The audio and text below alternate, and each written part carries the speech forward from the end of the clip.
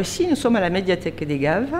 un magnifique équipement de la communauté de communes du Haut-Béarn, qui fait partie bien sûr du réseau culturel de la communauté de communes, une médiathèque qui non seulement est un bâtiment extraordinaire, équerre d'argent, mais qui est aussi la tête de réseau de toute la lecture publique du territoire. Les chiffres, je ne sais pas si c'est forcément toujours représentatif, mais en quelques mots, la communauté de communes a une politique culturelle ambitieuse,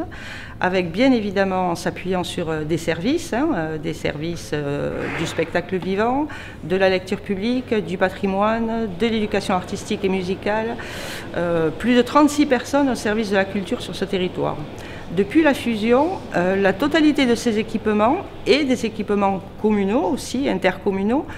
est mis à la disposition de tous les habitants dans un objectif qui est quand même assez ambitieux, c'est-à-dire la culture pour tous, accessible à tous les publics, que ce soit les scolaires, les enfants, mais aussi les publics empêchés. Une culture très éclectique, aussi bien dans les domaines du théâtre, de la musique, bien sûr de la marionnette, et de la lecture publique aussi, de l'appropriation de notre patrimoine exceptionnel. Nous sommes dotés de plusieurs labels, bien sûr le label national scène conventionnée art de la marionnette, mais aussi un contrat lecture publique et enfin le pays d'art et d'histoire. Tous ces labels nous donnent la possibilité de décliner les actions artistiques aussi bien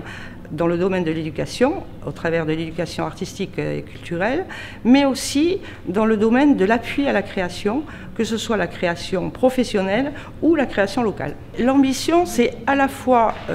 d'ouvrir à tous les publics un accès à une culture pluridisciplinaire, créative, novatrice, mais aussi de donner la possibilité à chacun de pratiquer et en même temps de permettre au travers de la culture, que ce soit la culture locale, mais aussi la culture dans son sens large, d'ouvrir les esprits et de s'approprier la liberté de penser.